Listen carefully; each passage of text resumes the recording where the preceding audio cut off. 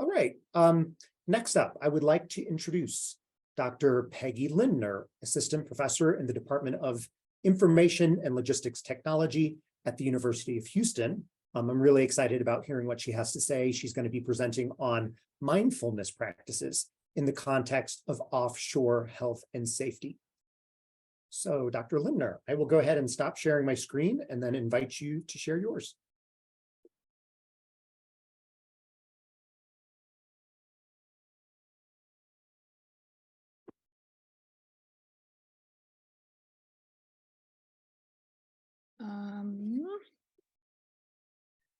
I'm sharing my screen, but are you seeing my slides or the presenter view? We're seeing the presenter view. So we see both a slide and then notes. And then there should be a button to switch this. Yes. Let me just do the other view. I think that's easier. Okay. Here we go.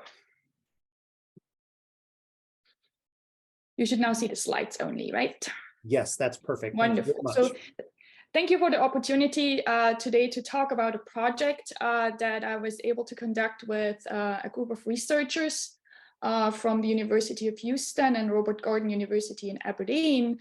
My background is actually in geotechnology and mining, but my recent research is in data science and focusing on computational methods to really work on data problems that researchers can answer. And this is how I got drawn into that project. So today I want to present an industry-academia partnership, because without our partners, we would not have been really able to do what we did. So a couple of years back, we started asking ourselves with those industry partners, and we started thinking about the possibility how one can reconcile kind of like the tough offshore culture with the concept of mindfulness, which is actually originating in meditation. And everybody was like, how can you take this one into an offshore installation? So we ask ourselves, how can mindfulness work in offshore context and be accepted by workers as a useful and viable next step to building a safe work environment? We were kind of like the first to really tackle these questions in an offshore setting, and we also included empirical assessments of the effectiveness of mindfulness. We realized the potential of mindfulness as an opportunity to increase worker well-being and safety, and I will walk you through the project by presenting some of the theoretical backgrounds, but I would like to spend most of my time really discussing some of the practical aspects and findings. In 2019, we applied for and received funding through a grant from the Gulf Research Program and the National Academies of Science, Engineering, and Medicine. And from the get-go, we did that with the industry partners. So Baker Hughes and Diamond Offshore Drilling wrote the grant together with us. And our goal really was to increase offshore worker well-being and workplace safety in oil and gas installations in the Gulf of Mexico, because this is where the GRP program basically wants to fund this work. And we wanted to teach offshore workers mindful techniques that are backed by science and that really have been shown to improve worker well-being. So the original goals for the project were to answer the questions, how and why can mindfulness be used? How can we create and deploy offshore compatible mindfulness activities? And how can we measure this? And at the end also, how can we find the best ways to really distribute those activities in an offshore environment? We just not wanted to do it just in a kind of like in a research lab and then have people come in and do something. We really wanted to do it in offshore sites. So what we did first, however, was we kind of like dived into the literature that existed, and we conducted a systematic review of 34 relevant studies to really understand the prospect of using mindfulness to promote workplace safety, because mindfulness practitioners has been used in other industry for quite some time. So healthcare, traffic and so forth, they all have had studies in their industry. And we really wanted to see whether some of the findings from those would be translatable into that offshore setting and so forth. All the analysis basically demonstrated that mindfulness, or the way they formulated it sometimes as situational awareness, is really positively and strongly associated with safety. And mindfulness overall is most strongly related to a reduction in cognitive failure, followed by safety behaviors and safety events. If you're interested in more details, I refer you to the published meta-analysis in the Journal of Organizational Behavior. The link is down here, and I can post it also later into the chat if you want. So out of that meta-analysis, we then developed a theoretical model for understanding the kind of like complex interplay between situation awareness, employee well-being, and health. Because we theorized basically that mindfulness will ultimately impact personnel and process safety through multiple pathways. Specifically, practicing mindfulness may increase work situation awareness, decrease burnout, and they also increase worker well-being. So this then may subsequently actually influence worker safety and increase participation in and engagement with safety procedures.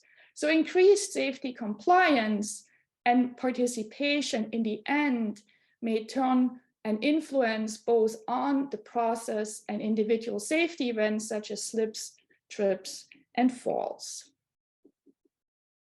As I already mentioned, we had basically formed a team of industry university researchers with different backgrounds, mostly kind of like in organizational psychology with an emphasis on safety culture and so forth. But we really relied on our industry experts to gain the kind of insight into the offshore work challenges and would allow us to use their work site at an offshore installation to implement our study and actually execute and measure the things that we really wanted to measure. So to really find out the type of tasks that we wanted to understand where mindfulness could have an effect, we first did a functional job safety analysis in 3 phases. So we identified kind of like the core task across several jobs. We did interviews with some subject matter experts to find that out. And then we identified and qualitatively assessed some critical incidents and elements of the work environment that may influence these safety events. And in the end, we then ask additional subject matter experts again to kind of like rate the importance and safety criticality of core job tasks. Because before we started out, we really wanted to understand what were the kind of jobs where we should pay attention to, or were there any jobs where we felt like the mindfulness interventions might not even be necessary, or we might not see any results. So we, as part of the findings, we actually, found things that have seen before. So we just made sure basically that we were not off the beaten path here. So we basically found that there were some tasks such as operating equipment that are definitely more critical for personal safety, for instance, in the driller position, different than for other positions. Conversely, there were also some core tasks that were similarly safety critical across all positions. And that basically told us in the end that we should go ahead and try to engage all workers that are on the installation into the practice of the mindfulness technique. So we did not exclude anyone. Another part of the job safety analysis, we also found out that 41% of the workers across all the positions indicated that moving and handling machinery was the most safety critical task. And 60% of workers considered too many people with multiple conversations in the same small area or phone calls as the most distracting aspect of the job. We asked those kind of questions to understand whether our theoretical idea about situational awareness would be actually kind of like the founding path of why mindfulness might work. So we used the information about the common distractions to actually be assured about our theoretical understanding of why mindfulness might work in those scenarios.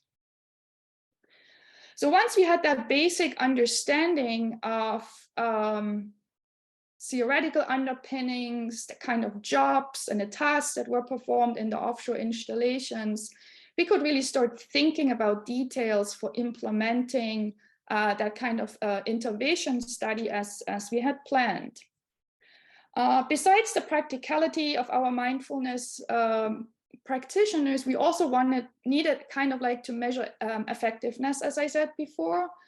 We therefore started out with thinking about research questions that we then put into surveys for the people who wanted to participate in the actual study. And the main questions really were, what is the impact of mindfulness practice on situation awareness, psychological strain and sleep quality, perceived work productivity, job satisfaction and life satisfaction, as well as emotional exhaustion and fatigue. So we came then up with what we call the Time to Refocus program, which provides offshore workers with kind of like practical strategies to stay focused. And we deliver that in the form of a couple of simple 2-minute exercises. We call them techniques that could be learned quickly and also be integrated into their normal job routines.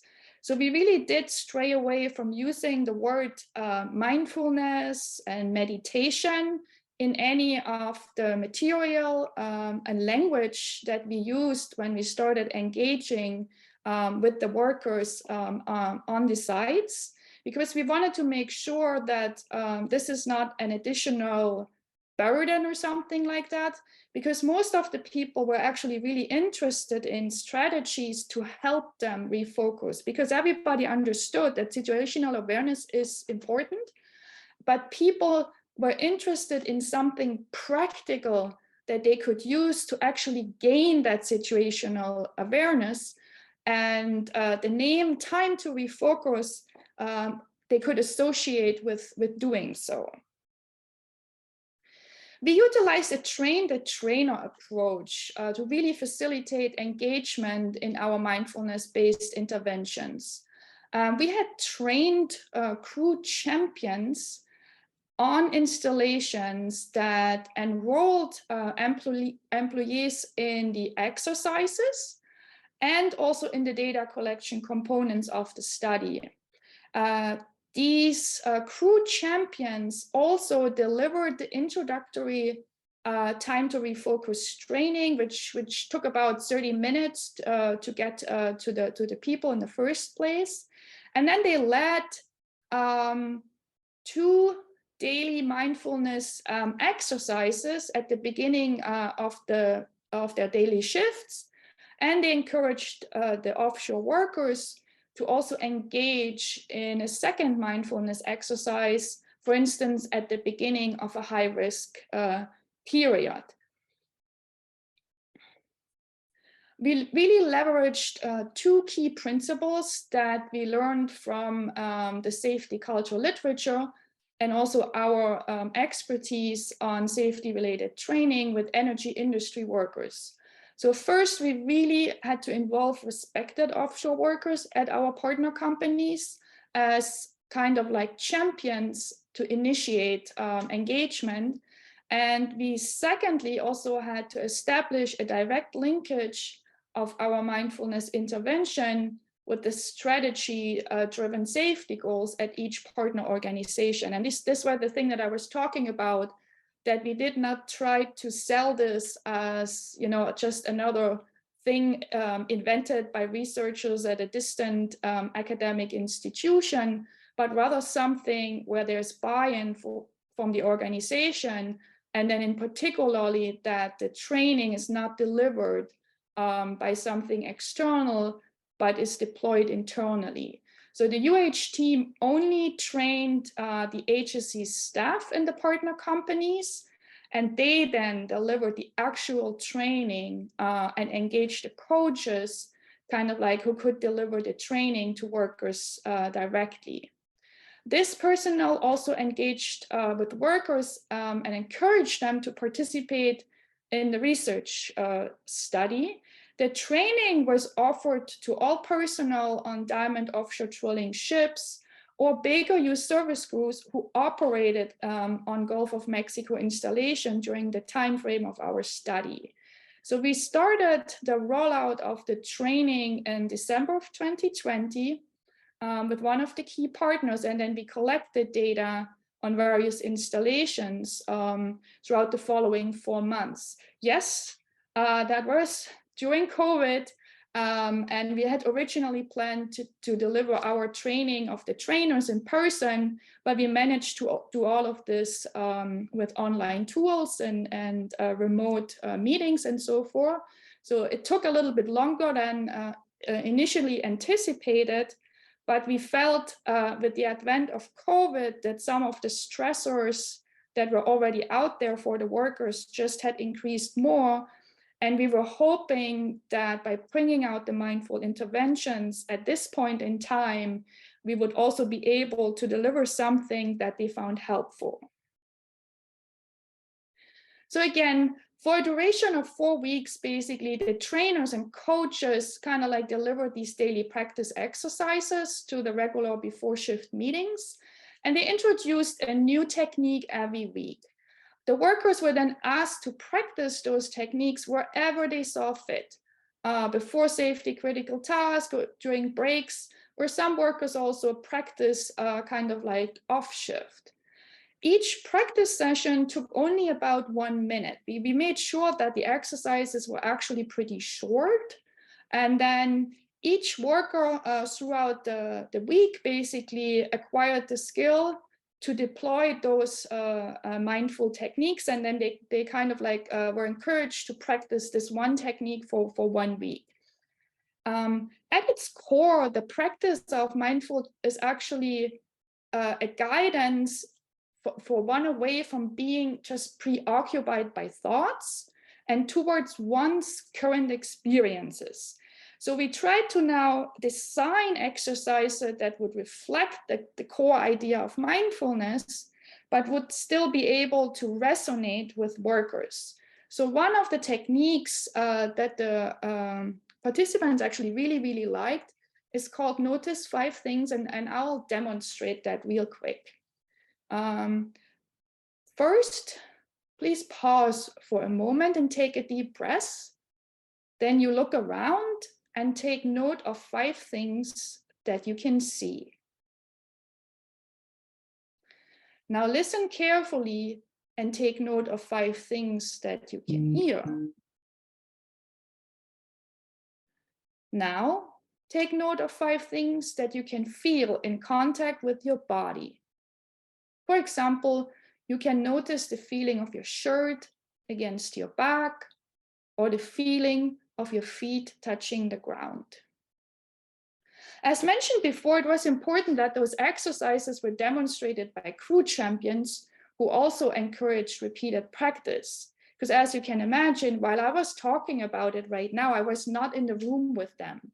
But doing that, actually being in the same space with them and waiting the time between the different steps here, people were able to kind of like understand what was going on, and the repeated practice, some found their own way of doing this Notice 5 Things exercise, and it allowed them to do them in various stages. So it did not matter whether you were actually in a room or you were on an outside post and so forth. Now, while all workers received the training, not all of them participated in the research data collection, as participation was, of course, voluntary.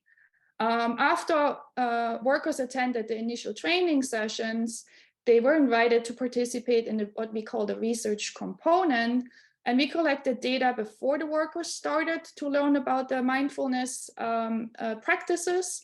And then we basically asked them for the following 28 days while they were practicing to record their engagement, and we used an app for that.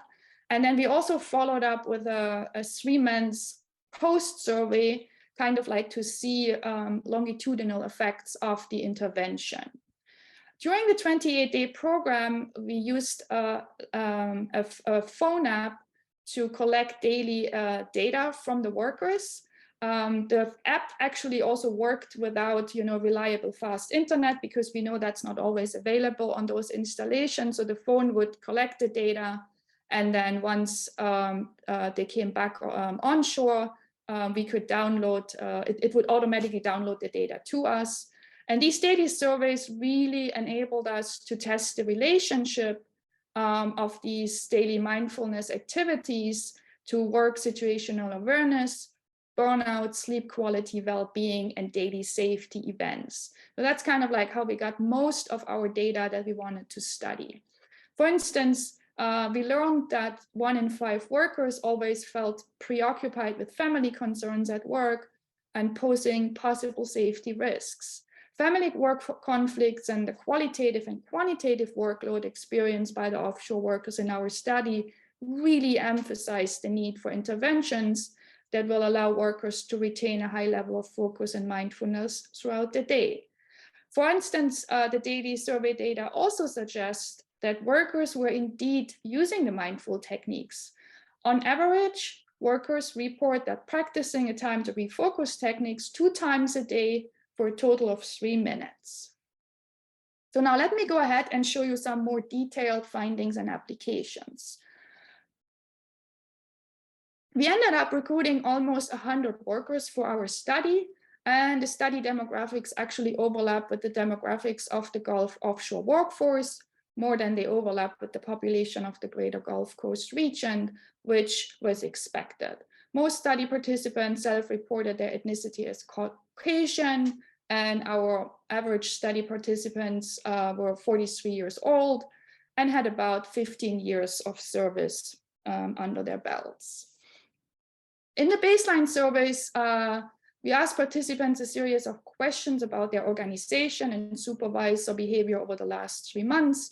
And we found that workers mostly felt they had the organizational and supervisor support when it came to safely execution of their task. If you're interested in more details of the baseline surveys and so forth, we have a publication coming out, and we also have a lot of this information on our website.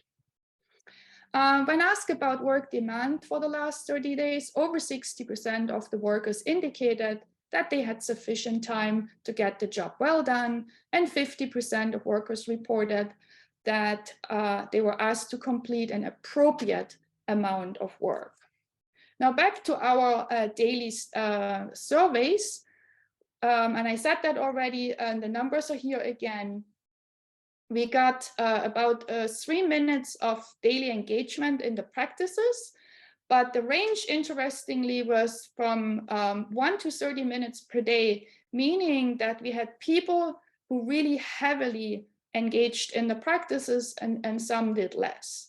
And the same was true for the range of different techniques that they used per day. So we had some that actually really expanded their knowledge about those techniques and ended up doing more than just the original 4 that were presented to them.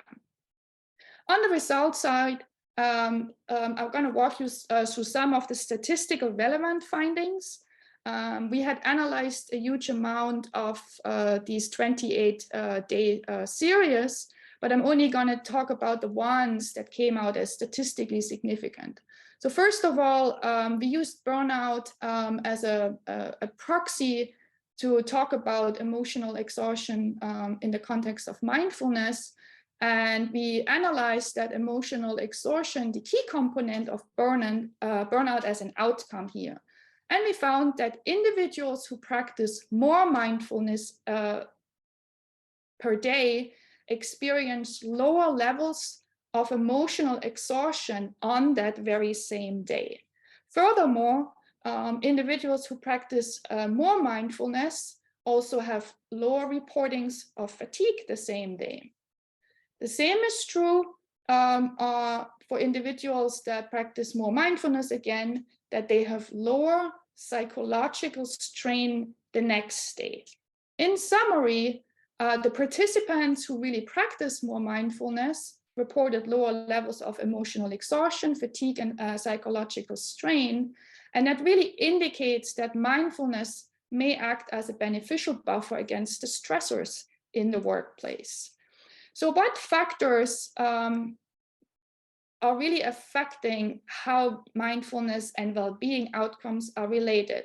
So we started looking at actual activity counts and compared those with people in the group who maybe practice more or less. And we found that participants who basically practice above average amount of mindfulness, we saw that they also had lower emotional exhaustion the next day. So what happens is that there's a carryover of the benefits going beyond that one day that the practices are done. The same is true that towards the end of the study, individuals who practice more had higher situation awareness the next day. And this was one of the key components that we were looking into, really making sure that people were able to pay more attention when they needed it. And last but not least, we also found that individuals who practice more had higher job satisfaction the next day towards the end of the study.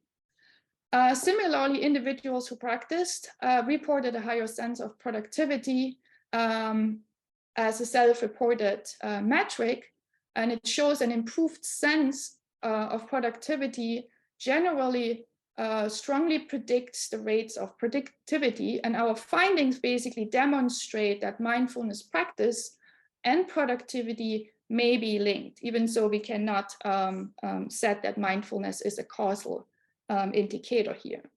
Now, in summary, overall, these results really indicate that it takes time before the positive effects of mindfulness practice really show up. These effects are not really instant, but only appear after consistent practice. And last but not least, it's really important to understand for whom mindfulness is likely to work. Therefore, we had a question in the daily surveys that helped us understand whether an individual's perception of mindfulness has an impact on the effects of the mindfulness practice. And indeed, we found that the more helpful an individual actually perceived the mindfulness practice to be, the better the reported outcomes after mindful practice showed up. So on days when workers engaged in more mindfulness practice, individuals who perceived the mindfulness activities as more helpful also had lower fatigue the following day. So there's something about that you must believe in it to really see the effect. If you're interested in any of those results, I invite you to visit our website, and I will share the link later. We published the job analysis there, a lot of the surveys that we did, and also a summary of the research results that is much longer than I was able to talk about today. And with that, I'm open for a discussion, and I hope I get some of your thoughts and questions, comments also for later. Thank you. Thank you so much, Dr. Lindner. That was a really, really interesting topic and something I had not known much about at all, but can see the huge values based on some of your findings. Getting a lot of comments in. Thanks for the great presentation. I wanted to know what are next steps for you in this topic? You know, are you going to continue to work with your industry partners? Are you going to continue to just focus on offshore? Do you have any onshore projects that might be pursued in the future? What's next steps for you?